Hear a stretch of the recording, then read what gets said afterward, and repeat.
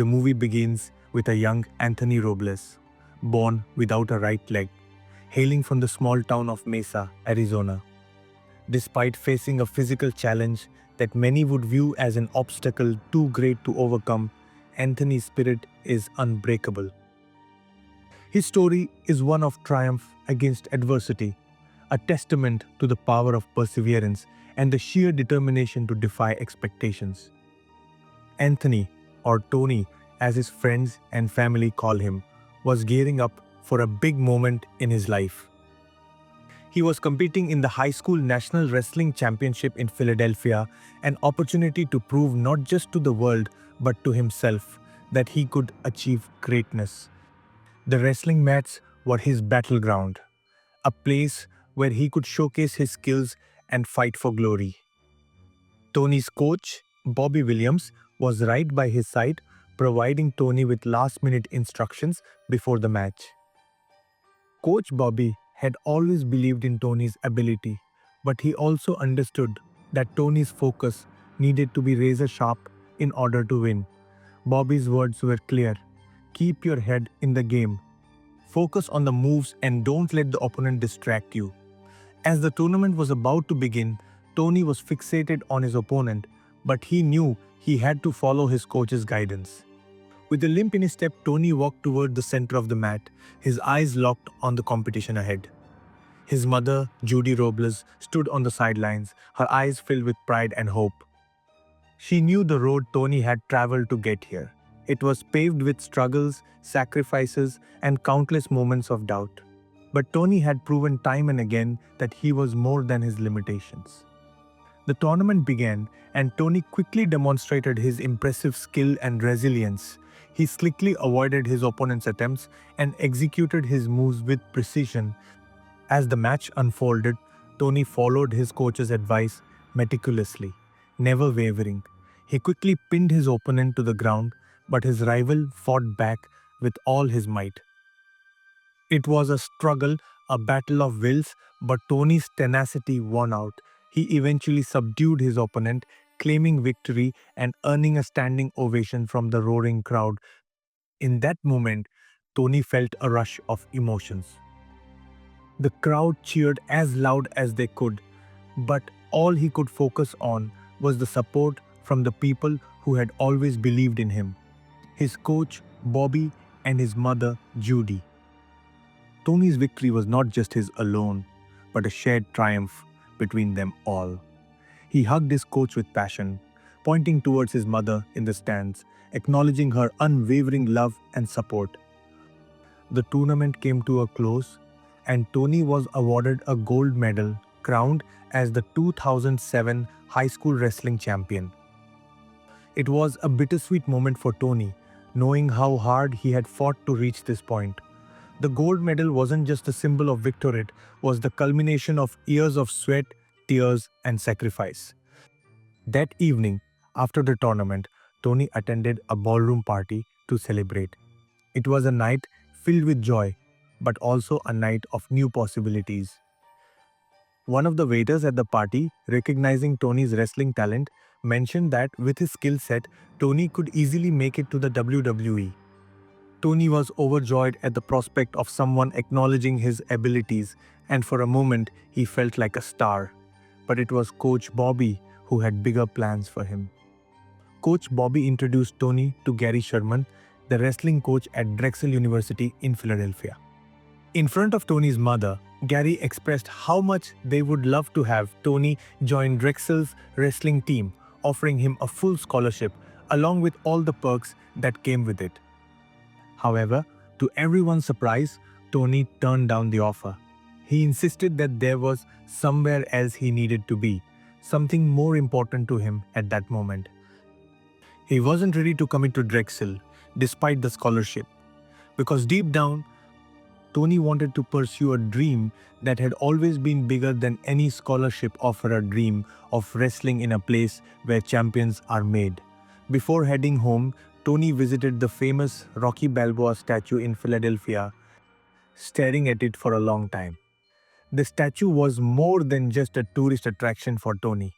It was a symbol of perseverance, of someone who fought against all odds and came out on top.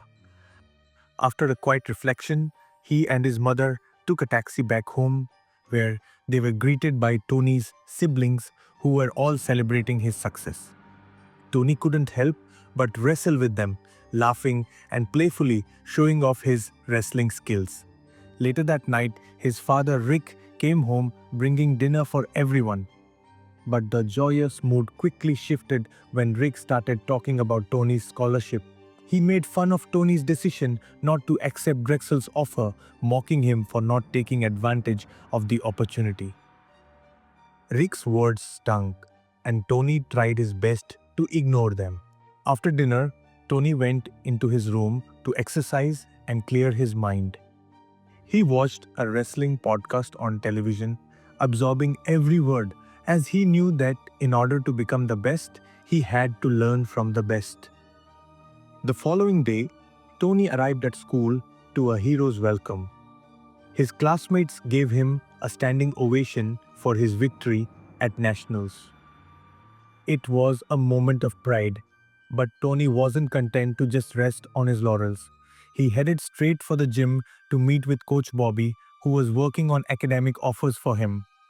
When Tony asked if Bobby had heard anything from Iowa, a school Tony had been dreaming about, Bobby revealed that despite Tony's immense talent, only Drexel had made a serious offer. Tony couldn't help but feel disappointed. Iowa, a school with a storied wrestling history, had yet to reach out. He had set his sights on Iowa because of its reputation, 73 national titles, a legacy of champions. He believed that only the best should go to Iowa. But now, he was left with a difficult decision. Drexel, where people wanted him, or Iowa, where he had no guarantee of a spot. Tony had a part-time job cleaning private jets to help his family, and the following day, he prepared for another busy day. Before he left, his mother, Judy, asked him to help with the kids since she had a late shift. But Tony was focused. He knew Coach Bobby had arranged a meeting at Arizona State University, ASU, and he couldn't afford to miss it. Despite his mother's concerns, Tony refused to stay home. Judy called someone else to help with the children, but as they spoke, Tony noticed something was off. He could tell there was something his mother wasn't telling him. But for the moment, he brushed it off and left for ASU. When he arrived at ASU, Tony immediately made his way to the sparring grounds to meet the coach, Sean Charles. The coach gave Tony a tour of the impressive wrestling facilities. But as they moved through the trophy room, the coach shared some harsh truths. ASU, like many big schools, recruited only the best. If Tony hadn't heard from them by now, his chances of getting recruited were slim. The reality hit Tony hard. The coach's words stung, but he didn't let them break his resolve. He thanked Coach Sean but left the campus feeling disillusioned. Back home, things weren't much better. Tony's father Rick continued to berate him, making cruel remarks about his decision-making and his future. Judy tried to intervene, but it only made things worse. Tony overheard their argument, and it hurt him deeply to hear his father belittle him like that. That night, Tony received a letter from Iowa. His heart raced as he tore open the envelope, only to find out that Iowa had rejected him. It was a crushing blow. The dream of wrestling at Iowa seemed to be slipping further away. Now, Tony was faced with a tough choice. Arizona, where he could wrestle as a walk-on and pay expensive tuition, or Drexel, where he had a full scholarship. Neither option was ideal, but Drexel seemed like the safer bet.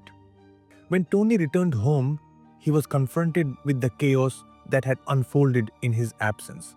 The house was a mess, and his mother was visibly distraught. He pushed her for the truth, and finally she revealed the heartbreaking news. Rick had left them. Tony was devastated by the revelation. His family was falling apart, and now he had to make a decision about his future. He chose Arizona State, the closest university to home, where he hoped to find a sense of stability and purpose. The next few months were filled with intense physical and emotional struggles. Arizona's wrestling program was grueling, and Tony had to fight harder than ever just to stay on the team.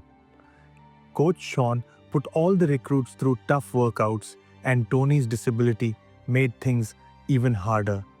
But despite the challenges, Tony refused to give up. The coach, impressed by Tony's resilience, recognized that Tony had the heart of a champion. One day, Coach Sean took the team on a grueling run up Phoenix Mountain, pushing them to their limits. Tony's body ached with every step, but he refused to stop. Even though the other recruits were falling behind, Tony kept going. By the time they reached the summit, he was the last to arrive, but the coach was in awe of his determination. It was a turning point for Tony. He knew that the road to success wasn't easy, but he was willing to do whatever it took to achieve his dream. Back at home, things weren't getting any better. Tony's family was in financial turmoil and his mother was struggling to make ends meet. But despite the difficulties, Tony kept pushing forward. His focus was on wrestling, on his future, and on making sure his family would have a better life. As the wrestling season progressed, Tony continued to prove himself. Coach Sean selected him to compete, and although there were times when it felt like the odds were stacked against him, Tony kept fighting. His hard work paid off as he earned a spot in the national championships. There, he faced off against Matt McD, a wrestling legend who had never lost a match. In the finals, Tony gave it his all, but Matt proved to be too much.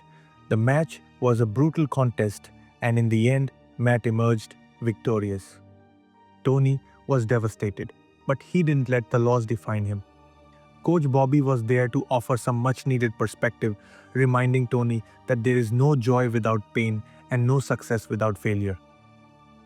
It was a lesson that would stay with Tony throughout his journey. Tony knew that he had one more chance to achieve his dream. His senior year was approaching and he had to give it everything he had.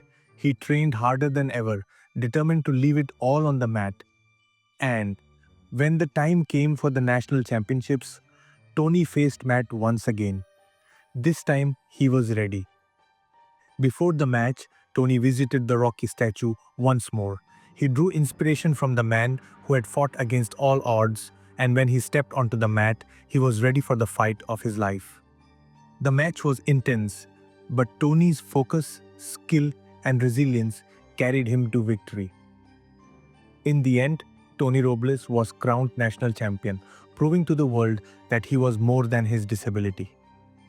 It was a moment of redemption, not just for Tony, but for everyone who had supported him along the way. He had overcome every obstacle, and in doing so, he became a source of inspiration for countless others. Tony's victory was a turning point in his life. He went on to become a motivational speaker, sharing his story of perseverance and hope with others.